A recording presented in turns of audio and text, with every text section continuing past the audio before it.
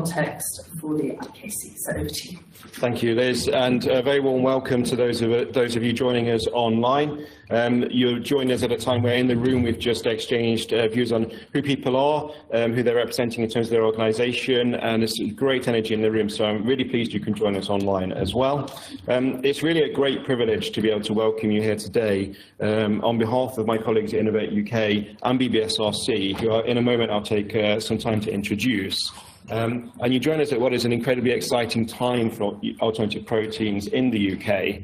And this workshop today, I think, represents part of a journey we've been on for many years in terms of building community and capacity in research areas and innovation areas which underpin really strongly the opportunity we are now here to talk about. Before I say a few more words of welcome and reflection, I'd just like to take a moment to introduce my colleagues at Innovate UK and BBSRC, who will also take you through some presentation this morning. So we have Ruth Nottingham, head of team for the business team here at BBSRC, and Tom Jenkins. So I don't know whether those of you online can see. Okay, well, as we step through the slides, you'll be introduced to them. But Tom's Deputy Director for the Transferring Food Production Programme at Innovate UK, and I think you can see the slides. So, as well as welcoming you all here today, and of course those of you online as well, I'd also actually start with a note of gratitude, actually, because it is, without a doubt, I think, due to all of the incredible research, innovation, skills development, and investment and policy work across all of the areas underpinning alternative proteins in the UK and globally, which many of you have been involved with and continue to be involved with, which leads us to the opportunity that we have today. This isn't intended to be the only investment, it's not the start, it's a key milestone on that journey, and that's a note I'll come back to. But as I say, very, very many thanks to all of you and the work you've put in over many years for helping us get to where we are and having the opportunity that we have today. And I think for me, a particular point of reflection, actually, just by way of welcome, was to think back almost exactly 6 years ago to the day, actually, when I had the pleasure of opening my first IKC Opportunity Workshop, which we now know as the National Biofilms Innovation Centre, and we'll hear from Professor Slater-Jeffries later, the CEO over at NBIC. And again, those 6 years ago, I think, as a point of reflection, there are two aspects at that workshop which looks a lot like the one today, which I'd like to start with. The first one of those is the scale of the opportunity. And so, of course, biofilms are ubiquitous to be found everywhere, but of course, so is the food we eat and also all areas of relevance to alternative proteins. And so I think, thinking back 6 years ago, that opportunity that we had then, the scale of the opportunity and how the IKC model could help us deliver to that in the UK, I think we're looking at that same opportunity space now, if not even greater. So that was a point of reflection, and I thought, where will we be in the next 5 years, thinking back to this moment and everything, hopefully, that this IKC will also achieve. The second reflection I wanted to offer from all those years ago was around the opportunity to collectively shape and innovate in programme design. So actually the programme that you see today, and the reason you're here to learn about the IKC, there's a number of ways that IKCs can operate, and if we look to the National Biofilms Innovation Centre in particular, because of the scale of the opportunity, that IKC is actually structured across multiple core partners. And it was at that workshop all those years ago where we heard from the community that because of the breadth of the area and the scale of the opportunity, we ought to innovate in design. So again, just to emphasise, your inputs today are absolutely vital in helping us shape what this will look like going forward, and we know that that's a successful model for partnership and innovation in programme design going forward. So please do ask us questions throughout the day, and online as well, we'll be capturing those, and we really look forward to talking to you more about it. So I also wanted to say that not just at the workshop, which is evident this morning, but there's been an incredible level of engagement in the area, from my perspective as a public funder over the past 2 to 3 years and more. But I would say that there's actually been particular pace, and you'll have seen this through some of the other investments relevant, which will be taken through by colleagues over the past 12 months. It really is just so incredible to see the pace of development in the area. And as I say, I think this represents just a milestone along the way in that journey, and we're really excited to see how all those come together as an ecosystem, given the breadth and diversity of the area. And so today, for me, is important in so many ways. So first of all, as I've mentioned, it's for us as public funders another opportunity, as I was saying, I know many who are dialing in online, and I know many of you here in the room. It's great to also to be introduced to many new people. But today is an exciting occasion for us as public funders to get to meet and talk to all of you, experts across industry, academia and policy, and learn from you really in terms of what the latest insights and developments are. And when I think back to just, as I say, over the past 12 months, it's incredible really that events which are only months apart, every time I go to those events, I'm hearing such evolution in the developments, and just the pace is incredible. Today, though, is also important not just for us as public funders, but in terms of our partnership with Innovate UK. And you'll hear a bit more detail on this. And this is important for many reasons, not least the fact that it helps us build out both business-led innovation and also academic-led innovation to enable opportunities like the IKC. But it's worth me just saying that this is a long-standing partnership which we hope will continue in the alternative protein space, but which also covers many areas. Again, Ruth will take you through that later. But over roughly the past decade, slightly more, we've invested around £170 million collaboratively with Innovate UK, and these are into programmes which face into key markets and sectors. So I think that's an absolutely critical aspect of the story as to how we can capture the scale of the opportunity here and continue to capture it. And finally, just by way of welcome, I wanted to offer one final thanks, going back to my note of gratitude at the start, that I think we really ought to all recognise today for what it is, a fantastic milestone for the UK in the journey of alternative proteins. I think the opportunity that we're all here to help shape and drive forward exists because it builds upon many years, as I said at the start, of excellence in research, innovation, collaboration, investment and also policy making that you have all been parts of. So once again, I wanted to end on a note of thanks. I hope you enjoyed the day. I'm going to say after this a short introduction to UKRI before passing on to my colleague Ruth. But once again, very many thanks for joining us. So following that welcome then, in terms of UK research innovation, of course, many of you will be aware of UKRI, of which Innovate UK and BBSRC are part of. For those of you unaware, you can see that there's many component parts to UKRI. We aim to cover the whole research innovation system across the UK. We're the largest public funder of research innovation in the UK. Our annual budget's in the region of £8 billion a year. And our mission, as you can see there, is to convene, catalyse and invest and help collaboration with others across the entire innovation ecosystem, supporting discovery research and innovation across the whole UK ecosystem. And in terms of UKRI strategy, again, many of you will of course be familiar with this, but the reason I put it up is actually a lot of the key aspects of UKRI strategy do connect and resonate with the IKC model, and hopefully that's a theme which you'll connect with throughout the presentations to come. But broadly, you can see here 4 component parts to UKRI strategy. So we want to make the UK the most attractive destination for talented people and teams from the UK and around the world.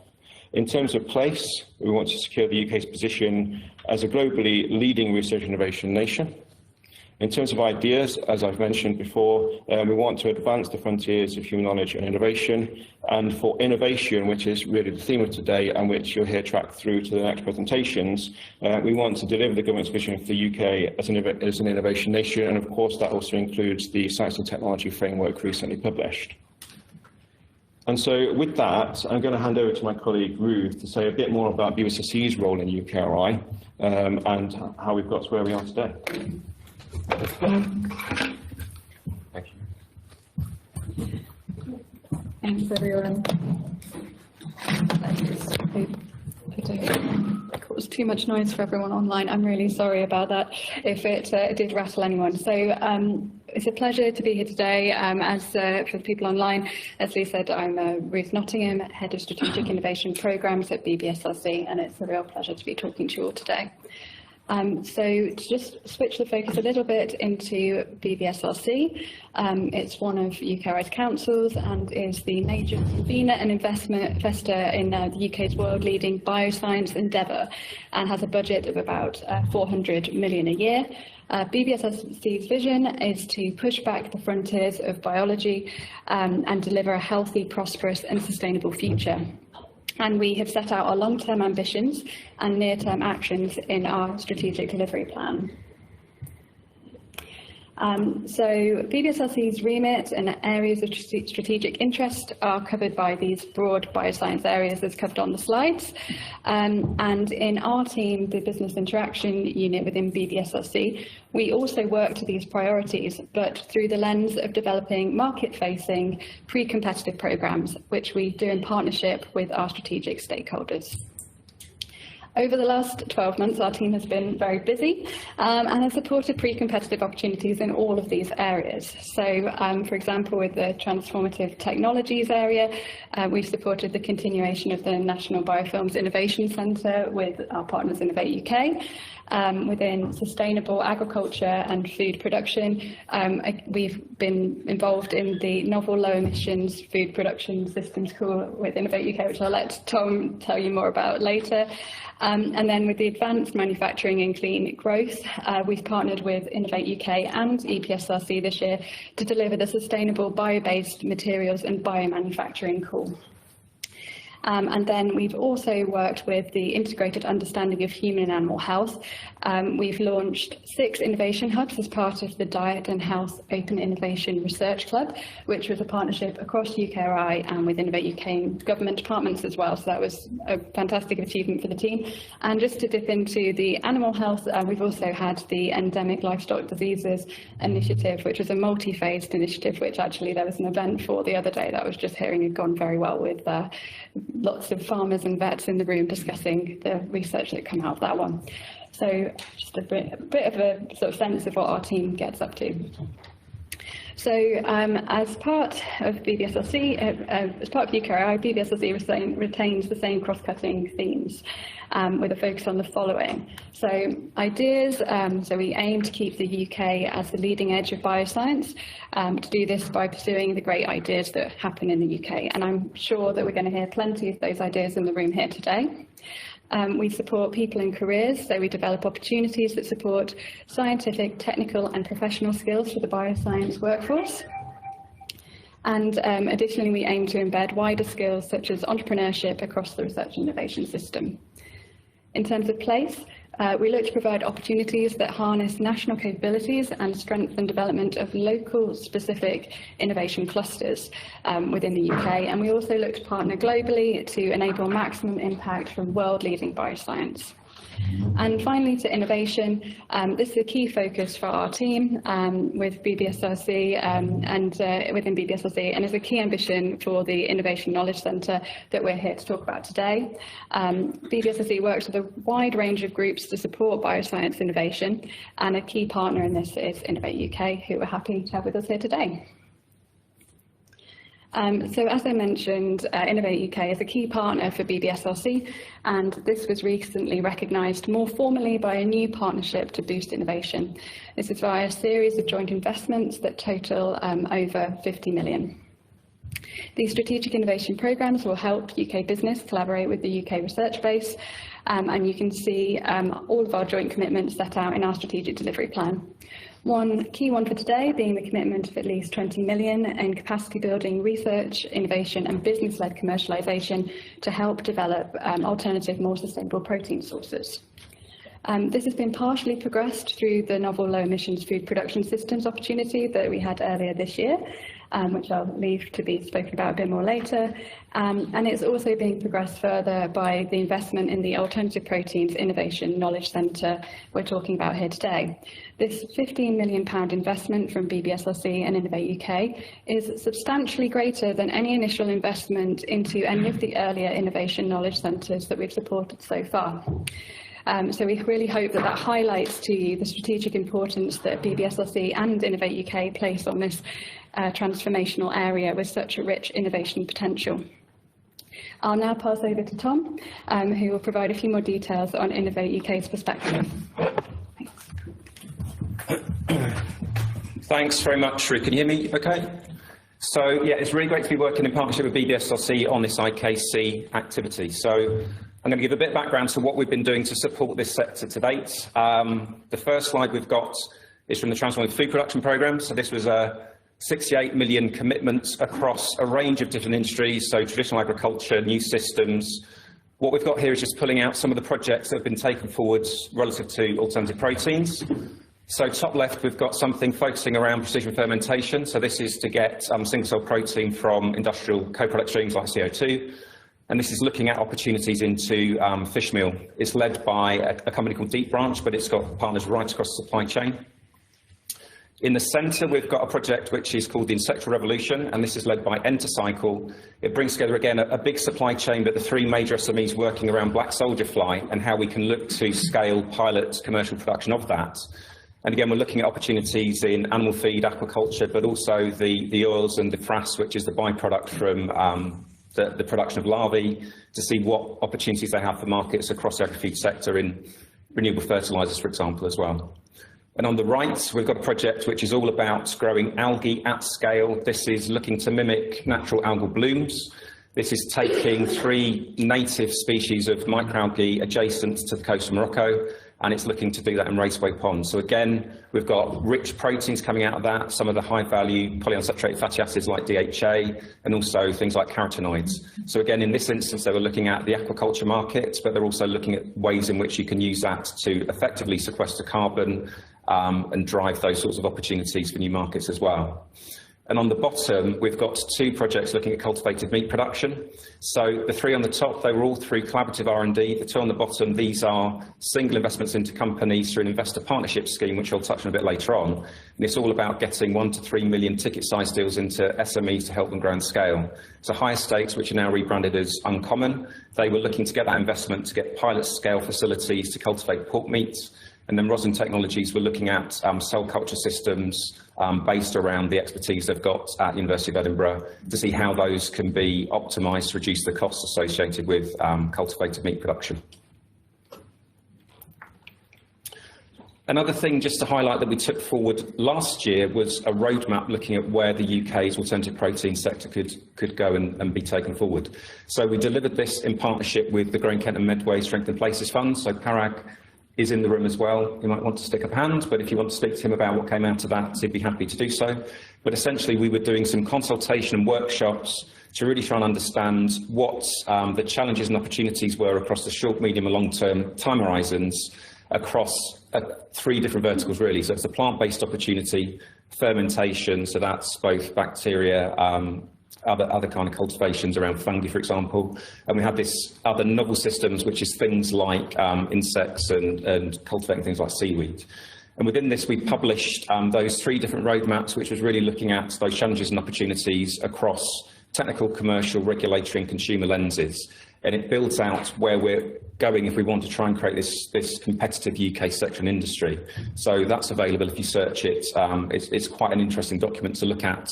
And you've got a list of participants as well if you're looking to build out other partners. And I guess building out from that, as Lee and Sarah mentioned, we've got 2 major funding opportunities that Innovate UK have led through our core funding. The first is called Better Food for All, which is all about how we can support healthier, more nutritious food that's accessible to all across society. This was a 20 million investment around CR&D, so it's funding 3 different TRL stages, if you like. So that's feasibility studies, industrial research, so mid-stage TRLs 4 to 6, and later stage, what we term experimental development. So that's taken proven industrial opportunities through to deployment. So Catherine Miller, who's in the audience in our team, is leading on that. And I know we've got some people in the room who've been successful in securing projects. So Alan, I know you're working with an SME in Harrogate all around plant-based burgers. So there may be people you want to speak to, but the major themes within this are listed, but there are a number of projects that are looking around that plant-based opportunity. But the main piece we're really seeing through Innovate's lens, if you like, to support that alternative protein sector is through the partnership we're taking forward with BBSRC through the Novel Low Emission Food Production Systems Competition. It's a bit of a mouthful. We often refer to this internally as NOLEPS. And Andrew McClay, who's colleague in the team sitting over there is leading on that, so if you want to speak to him, he'd be happy to talk through details of that. But it's effectively looking at a number of the different verticals that we see in all proteins, so it's things like the plant-based opportunity, cellular, acellular systems, new food systems, so algae, insects, but we're also supporting the controlled environment system, and I think there are others in the room that might have had funding through that as well. So maybe catch Mark and he can speak to you. And within that, there was 10 million from 6 million from BBSRC and 10 million from Innovate UK. But we've also got a bilateral under that umbrella, if you like, where we're working with something called Protein Industries Canada in Canada around plant-based opportunities. So there's currently an EOI open for that, and that's a total pot of 13 million, which we're dividing between the UK and Canada to try and drive global market opportunities, if you like.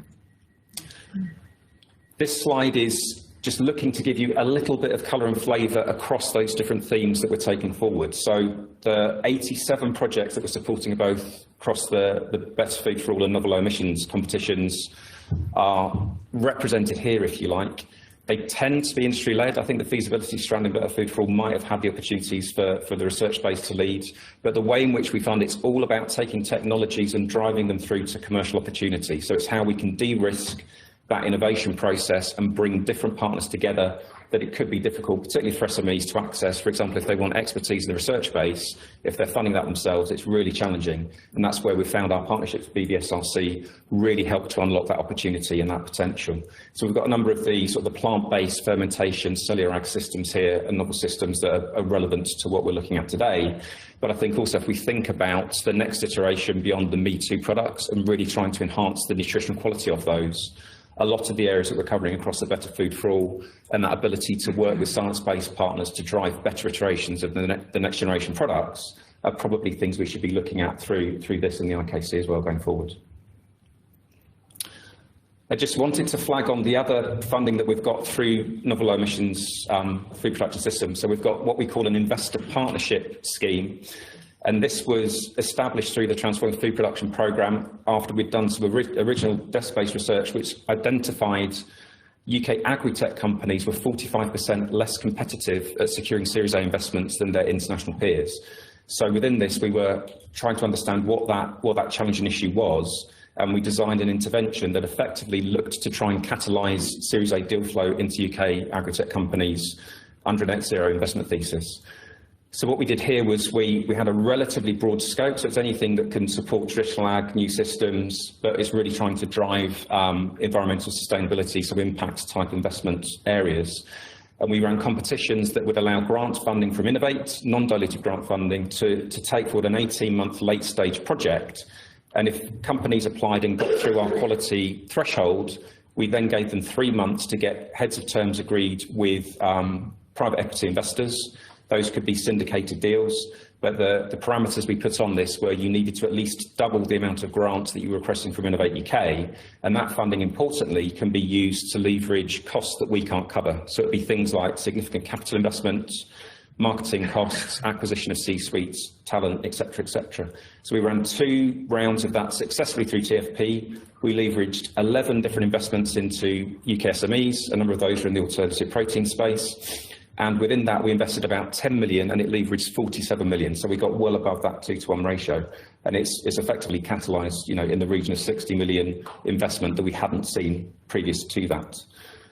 And just this is the final slide, I think. Within this, we've run that particular scheme with that slightly narrow scope around alternative proteins. And within this, we've got 13 SMEs that have got through our initial technical due diligence sift, if you like. That's the way that investors would see it. So those companies have now got until the 13th of November to negotiate heads of terms with a pool of investors that we've onboarded into the Innovate UK Investor Partnership Scheme.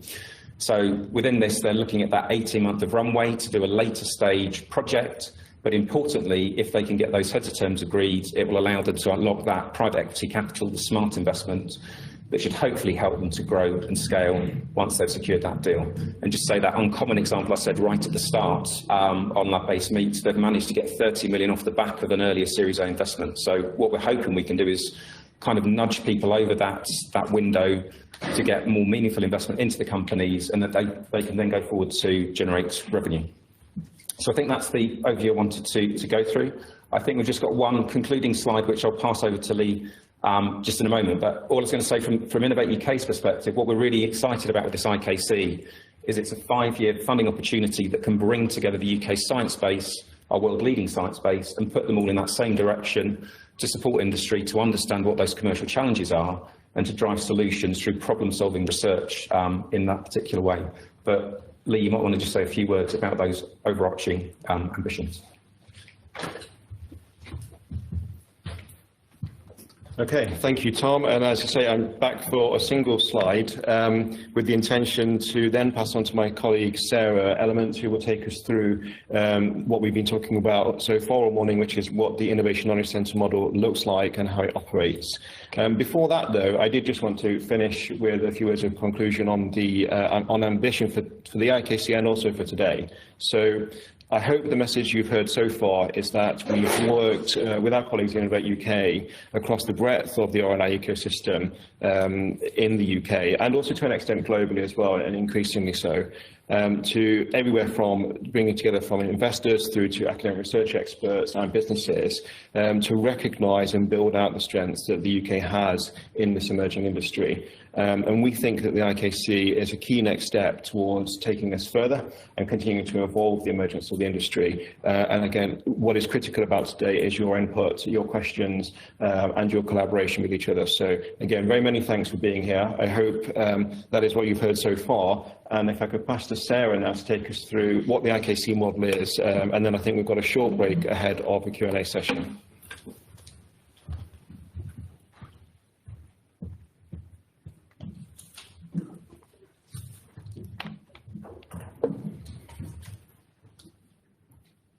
Good morning, everyone. My name is Sarah, as Lee kind of said, and I work in the Business Interaction Unit at BBSRC, and I'm delighted to be talking to you all today. So, although many of you will be familiar with applying for the standard BBSRC grants, the IKC mechanism itself is a little bit different. So I'll be taking this opportunity to talk you through some of the details. So what does the opportunity look like at a glance? So there will be up to £15 million funding at 80% full economic cost, available to support the Alternative Proteins IKC over 5 years, between 2024 and 2029. The call will open in winter 2023 and close in early 2024. So I'll now move on to talk about the IKC model itself.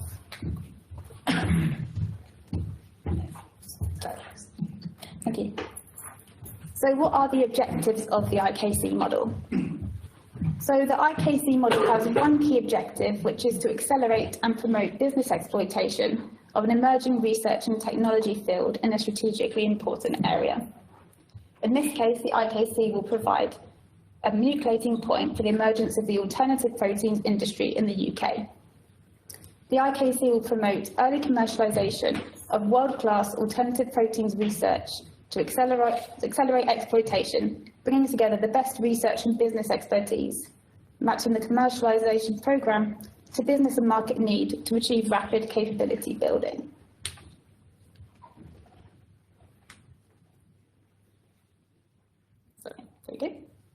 So what does the IKC model itself achieve? So the IKC model is designed to address a market failure and drive the transition of technologies that emerge from fundamental research towards proof of concept, commercialisation and exploitation. And the model achieves this in several ways. For example, IKCs create a critical mass of innovators and build capacity and capability within the UK to deliver economic and societal benefits. The IKC has convening power and encourages the generation of cutting-edge research and novel technologies to address new and existing challenges. An IKC can draw on technical expertise, but also on research into how businesses and markets innovate, adopt and diffuse these technologies. So which IKCs have been established? So since the initiation of the IKC model in 2007, several IKCs have been set up, and as it stands, 5 of them are still in operation. You can see from the numbers on this slide that the IKCs have had a large impact, including through support for 168 proof of concept and 178 demonstrator projects. the IKCs have also supported many doctoral students, secondments and spin-outs. So which of the IKCs remain active today? So these include the Centre for Secure Information Technologies, the Cambridge Centre for Smart Infrastructure and Construction, and the National Biofilms Innovation Centre, amongst others. We are lucky to be joined at this event by Professor Jo Slater-Jeffries, who will be talking to us later about the National Biofilms Innovation Centre. So how is an IKC structured, and what does it typically comprise?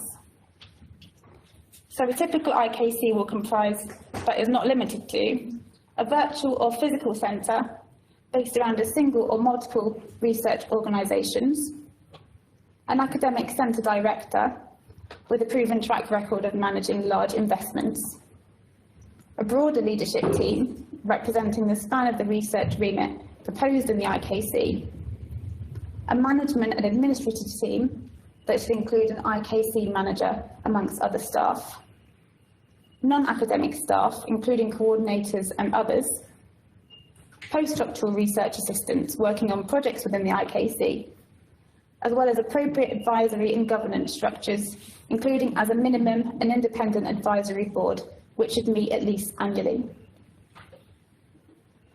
So what will the Alternative Proteins Innovation and Knowledge Centre achieve?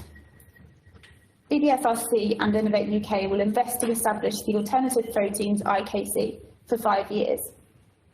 This will bring together the community to address research and innovation challenges, spanning discovery research and pre-competitive opportunities, through to proof of concept and commercially focused activities. This is your opportunity to work together to build a centre that addresses cross-sector barriers and makes a real impact on the alternative proteins industry in the UK and further afield. What are we looking for from an IKC? So as I said before, IKCs are usually run from a single leading research organisation, but can also be run by a consortium of organisations.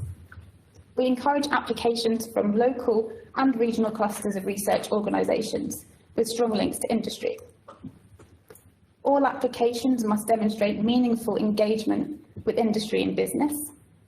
There must be significant integration into the centre, and leverage by cash or in kind will be expected from project partners. Engagement from other partners, for example, third sector bodies, is strongly encouraged, along with plans to create sustainable activity beyond the period of funding. So what is in the IKC scope? The IKC strategy and activities will be expected to span all areas of the alternative protein sector, to include cultivated meat, fermentation systems, plant-based alternative proteins, novel aquaculture systems, and novel food production systems. So what are some of the possible strategic focus areas that the IKC could cover? We understand that the alternative proteins field is broad, and we anticipate that the IKC could focus on a range of areas, including ingredients or feedstocks and inputs, production and processing, final product development, and best practice. I will go into more details on each of these aspects next with some examples. For ingredients or feedstocks and inputs, you may wish to work on maximising functional properties, improving analytical tools, enhancing quality, or exploring the environmental impact of ingredients for alternative protein products.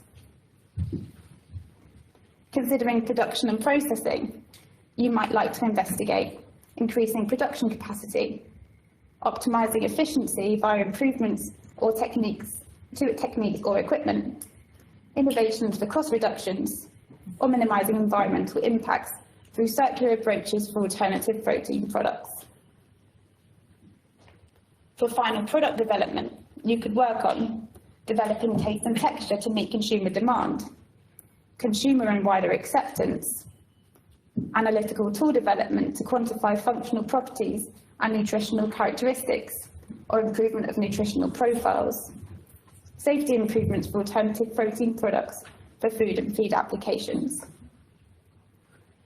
For best practice, you could consider developing best practice and industry standards, safety and nutritional content to inform regulators, forming standardised measures, for example, to quantify environmental impacts, developing opportunities to share best practice, or investigating responsible innovation and possible societal impacts of alternative protein products. So how do you know if you're eligible to apply for this funding? Research organisations can act as the project lead or co-lead if they are eligible to receive Research Council funding. Eligible institutions include those listed here. These are UK higher education institutions, Research Council institutes, UKRI-approved independent research organisations, public sector research establishments, and NHS bodies with research capacity. So how about business organisations? Applications for the Alternative Proteins IKC must have industry support and contributions, which can be either cash, in kind, or both, as part of their submission. Businesses may be a contributor to an IKC application as a project partner, and then can act as a project partner if they are based in the UK or have UK-based research activity, are in the private sector driven by profit, or from an organisation with a commercial arm generating independent revenue, and they must be able to contribute to the UK national prosperity. So what is the timeline?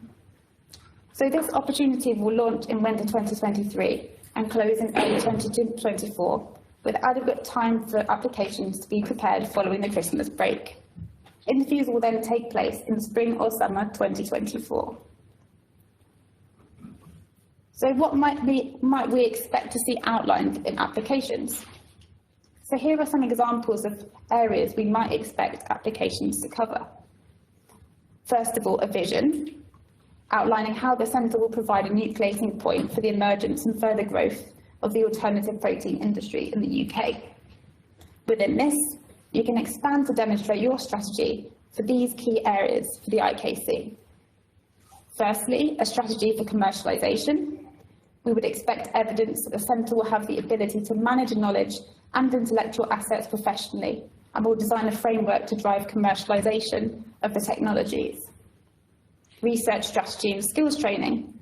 We would expect you to outline how you will bring together the innovation community to address research and innovation challenges, spanning discovery research and pre-competitive opportunities, through to proof of concept and commercially focused activities. Concerning leadership, we would expect to see evidence of the leadership team's credibility to deliver national impact and evidence of institutional support, and the appropriate governance structures must be in place to enable the success of the centre. For industrial partners and their support, we would expect to see evidence of industrial support and how this involvement will help deliver the IKC vision and how these partnerships will add significant value. We would also expect proposals to articulate how the centre would provide value for money and how it would build upon and leverage existing investments in the UK research and innovation ecosystem to provide maximum value. Thank you all for listening. I'll now hand back to Liz, and I think it's almost a coffee break. Thank you. It is indeed. Thank you very much indeed. So for those of you who have questions, and I'm sure you do, please can I remind you that there is the Miro board. That is open both to those of you here in the room and also to those of you online. So I'm now going to pass to Liz. Over to you. Thank you, Liz, and welcome back to those of you joining us online. Again, apologies for the slight disruption, as we're trying to do this in a hybrid way, but it's just to enable full participation, so thank you for bearing with us online. I'm not going to say much more other than just to introduce Professor Jo Slater-Jeffries, who's Chief Executive of the National Biofilms Innovation Centre. And as I said earlier in my words of welcome, actually I think the IKC that's focused on biofilms has a number of synergies with the opportunity we're looking at today, including the scale of opportunity and also other factors as in the integration of business partners and how it covers the breadth of the research base and therefore the breadth of the opportunity. So without further ado, Jo?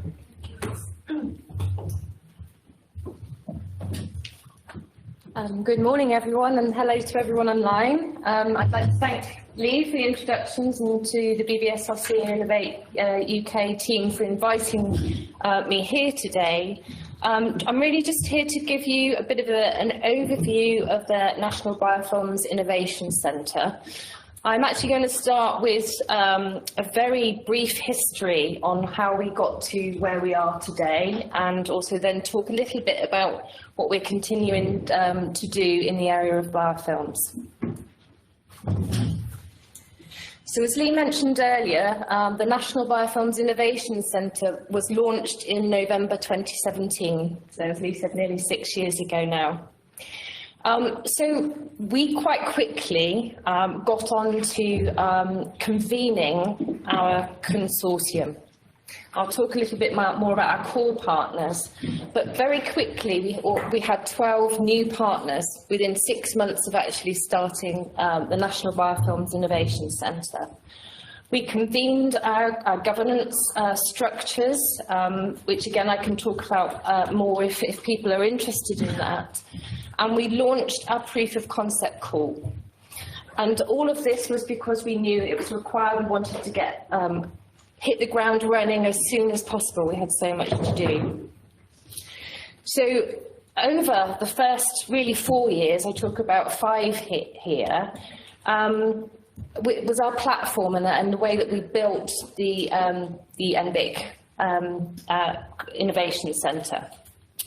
So by the time we got to about 2021, we'd already had 81 proof of concept projects, and that's across the UK, which valued £6.7 million. So this is where we are right now. I talked about the first 12 universities joining us, but we are now 63 university partners. And this means that we're the largest connected set of expertise and infrastructure for biofilm research and innovation globally.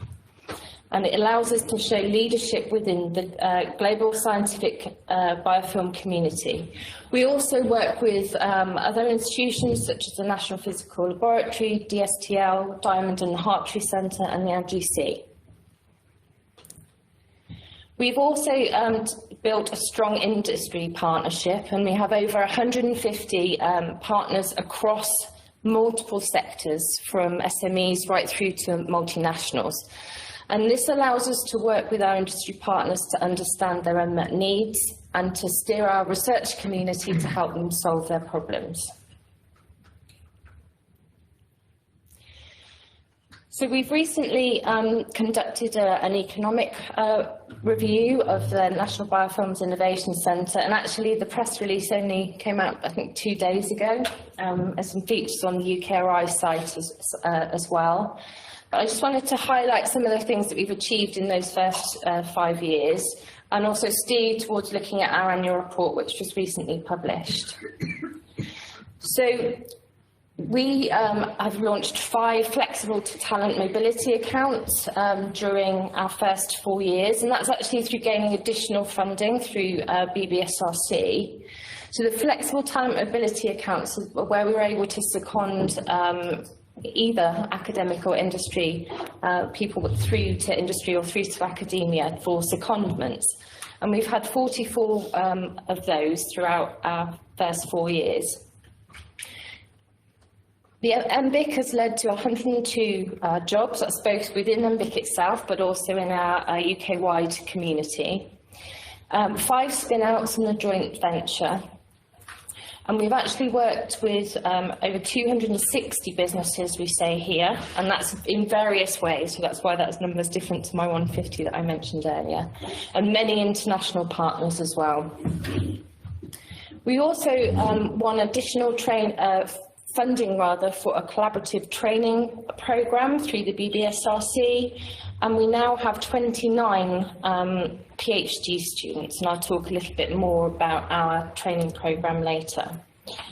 So this has led to us understanding that we've had an economic impact of 204 million over the first 4.5 years.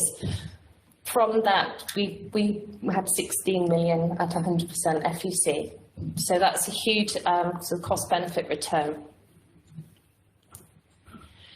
So I'll actually talk a little bit more about what we're doing. So our mission is to drive global leadership at the forefront of research, training and innovation in biofilm technologies by addressing the grand challenges important to the UK's future prosperity. So I've mentioned our research organisations, but I think it's important for you to know that we are 4 universities. So in Southampton, Professor Jeremy Webb leads our Detect theme. In University of Liverpool, Professor Ramita Raval leads our Prevent theme. In Edinburgh, Professor Kate McPhee runs our Engineer theme, and in Nottingham, Professor Miguel Camara leads our Manage theme. And this is an interdisciplinary group of academic researchers that have come together to lead the National Biofilms Innovation Centre. And along with myself, we make up the executive management team for NBIC. We are responsible for delivering the National Biofilms Innovation Centre. But as I mentioned, we've been joined by 59 other research organisations, and that allows us to work collaboratively across the UK. Each one of these universities have signed a consortium agreement. That is possible, to ask that many universities to all sign one agreement. And it just means, in terms of our proof of concepts and the way that we work, there's an understanding of what we're trying to achieve and how we're going to achieve it from the second that document is signed and we have those discussions. So this is our current research priorities, and I think, again, to add, this is developed over the first 5 years through understanding the requirements of our end users and the industry partners. So it's completely driven by innovation and impact need, which is required to address global challenges across the various sectorial challenges for biofilms. So our Prevent, Detect, Manage and Build is kind of hardwired into our research strategy. And we have these enabling platforms, which, again, from understanding the various biofilm challenges we've identified. The other important thing that we've identified that we're taking forward is the need for biofilm standards and also biobanking in this area. In terms of our international partnerships, from very early on, we collaborated with the Centre for Biofilm Engineering. They're 32 years old, we are 6, and so working with them and understanding how they worked and developed, but also the challenges that they face in biofilm research in the US was critical. So we spoke with them to understand how we could work effectively with them. This is the same for Celsi in Singapore, again, long-term relationships with Celsi Group, and they formed the Singapore Biofilm Consortium in 2018. The network of international partners has grown considerably over the first sort of 4 to 5 years. We've worked with a group in Argentina. We've recently come back from Ghana to talk about AMR and had a workshop there. There is now an Indonesia biofilm consortium, and there is also a developing biofilm training centre in Australia. And so biofilms is a global issue, therefore we must work together with our partners, and we do that by thinking about where we have synergy, where we can work together effectively, also maybe exchange researchers. In terms of our innovation ecosystem, we've spent a lot of time working together with, as I've mentioned, industry partners to understand their needs. But we've also been working with other organisations in the innovation ecosystems, such as catapults, such as other IKCs, and accelerators in particular. And now we're at a stage where we've got those 81 proof of concept projects that happened across the UK. How do we help those projects move on through the TRLs, by working with other partners to support those projects. I mentioned our PhD programme, and one of the things that we did after a couple of years of having the IKC funding was to actually ask our industry partners to identify where there were skills gaps in the biofilms innovation ecosystem. So the brightly coloured list there on the left are those areas that we identified as needed. So from that, we built the Biofilms Innovation Technology and Engineering programme, or BITE. And these are modules that were co-developed and co-delivered by industry, but also across the 4 universities that bring different disciplines to the programme itself. We have an industry advisory board who also sponsor the programme through the collaborative training partnership that I mentioned. And we work closely to think about how we can also support our postdoc and academics in entrepreneurial training. We've worked with SEP2 and ICURE, but also policy training, and I've mentioned our international partners.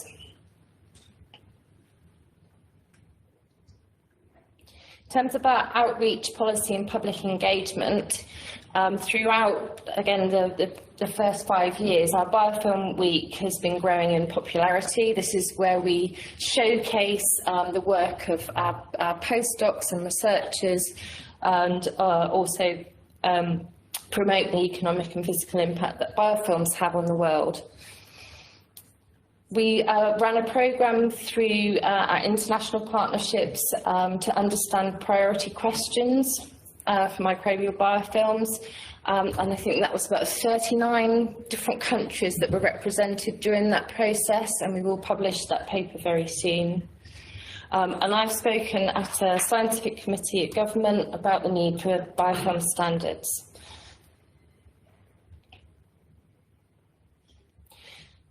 So it's not just the executive management team that are working hard to deliver our objectives.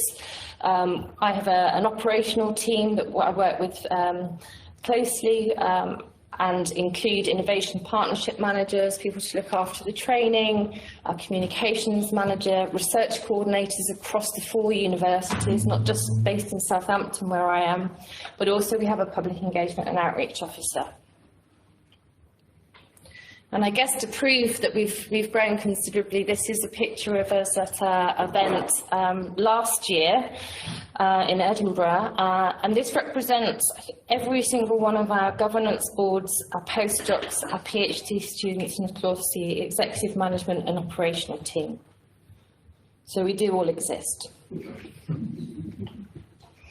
And just to summarise, this is where we are now in terms of delivering global leadership and impact in biofilms.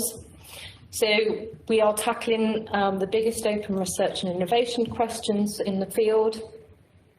We are delivering interdisciplinary solutions to address societal and economic grand challenges.